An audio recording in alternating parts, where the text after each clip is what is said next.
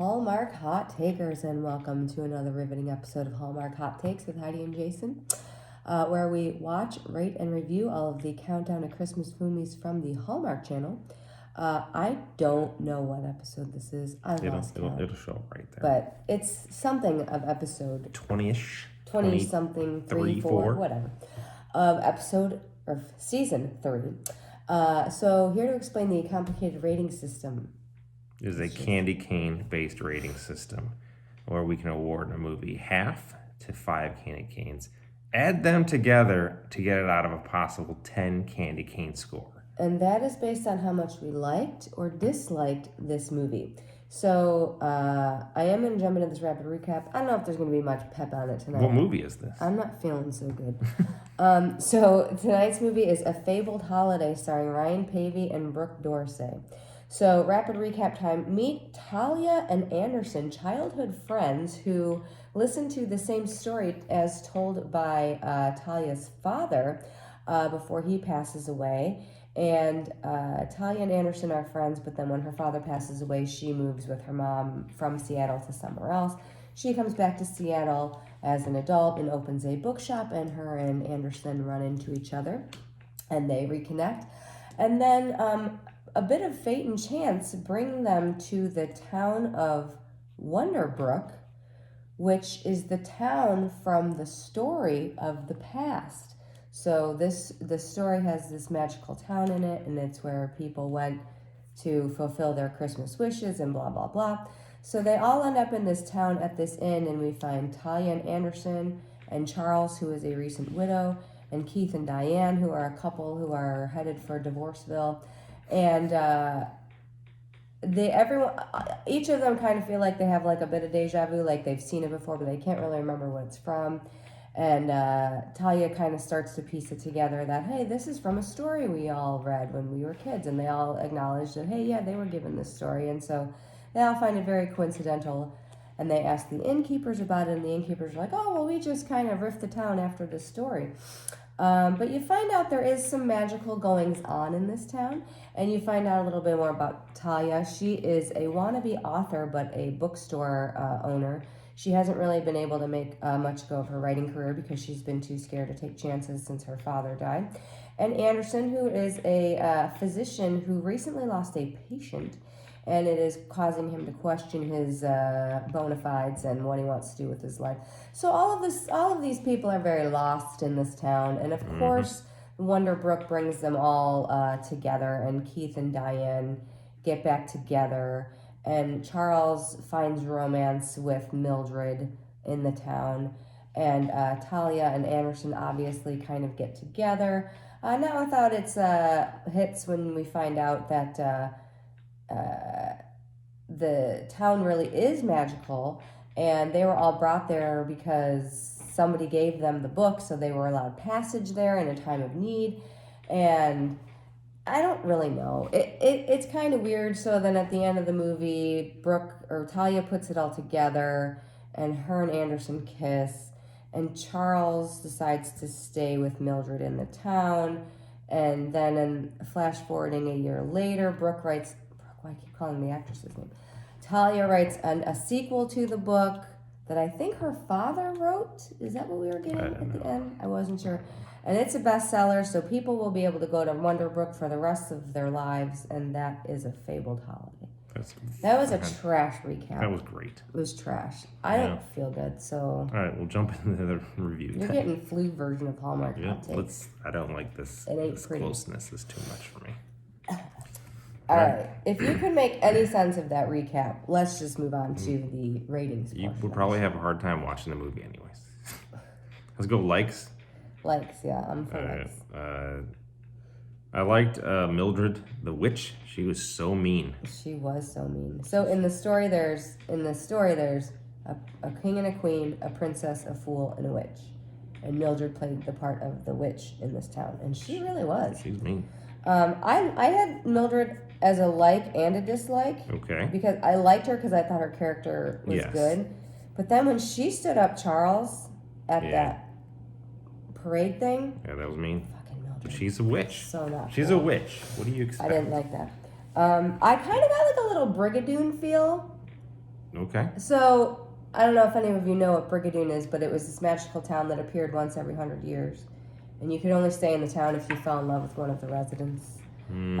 Great movie, Sid Charisse and Gene Kelly. Okay. So I got a little bit of a Brigadoon feel from this movie, so I kind of like that. All right. I loved the dancing violinist. Violin lady, Wonder I Night, have, yes. Or Night of Wonder. She had to be someone like famous I think she of the violin community, Yeah. I would imagine. I don't know who she was, but she was great. It's fantastic. And I like that this movie was like a little bit of something different.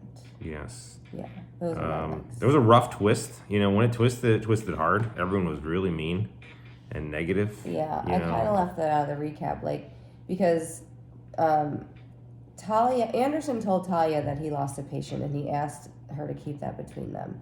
But when she's trying to figure out if this town is like a magical place, she blurts out that all these lost souls are here, and Here's and, why you know, I'm here. This Here's is why why I'm here, and Anderson's this is here. why he's here, and then it goes south for them, and then Mildred comes in and basically tells her, "You're too scared, and you're never going to make anything out of your writing career," and it just all goes to hell in a Yeah, handbasket. it was rough. Yeah, so it was interesting. Those were my likes. Yeah. What are your dislikes? It was so weird.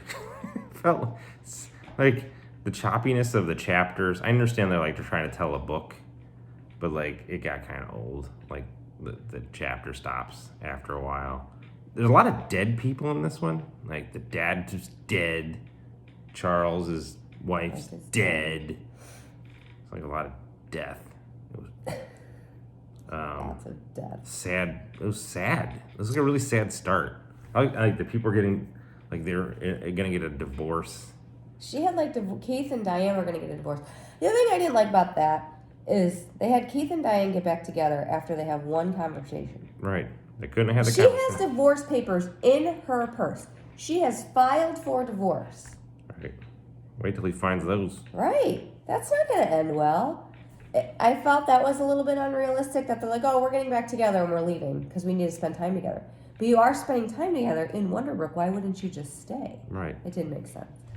I don't think that Talia knows what synergy is. Nope. She uses the word synergy and she uses it in the wrong way. So I didn't like that. Why did he have... So when she moved away... Yes.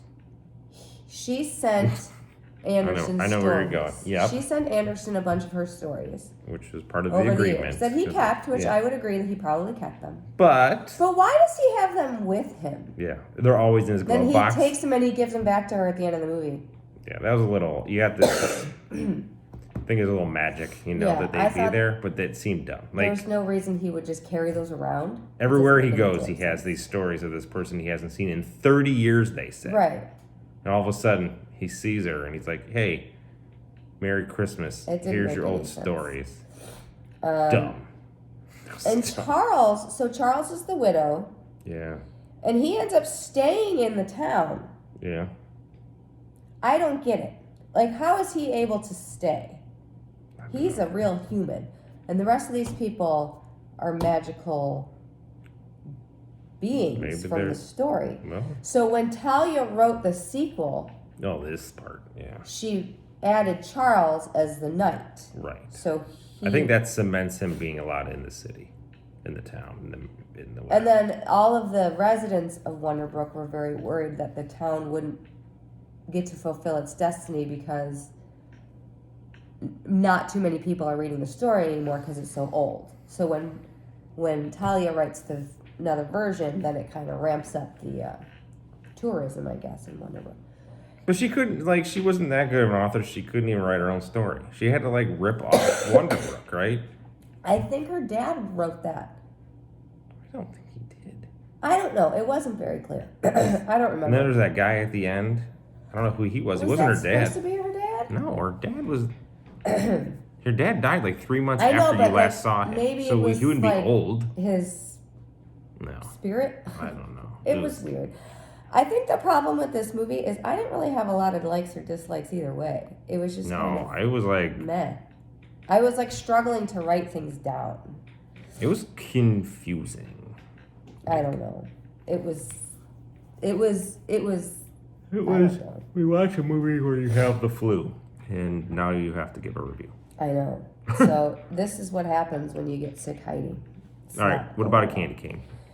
Again, other than the Brigadoon feel, there wasn't too much I really dug about it, but I didn't hate it either. Yeah. Again, it was just, I like that it was something different, so I wasn't bored. No. But I also didn't know that I don't think the romance really played off that well, which is a shame because I actually really like both of these actors. Yeah, I do like both of them too. I really like both of them. So the characters were good. Yeah. And that was the other part I think maybe I put on my likes. I liked all the different characters. Yeah, it was different. It was nice to have a group of different characters. Right. But this one was just a middle of the roader for me, so I'm hitting 2.5. 2.5? Yeah. That's pretty good. Yeah. Middle of the road. I'll go 3. Yeah, it was okay. So, it what, didn't 5? knock my socks off. 5. It could be because I'm all hopped up on medication too, No, so that's you know, these things happen. all right, So, you want to do a preview? I do. All right. Hey, Hyde, what's up next? Hey Jay, it's called Undercover Holiday, starring Naomi, maybe. I don't know. It's a different spelling of Naomi if it is. Naomi Gonzalez and Stephen Huzzar. Huzzar!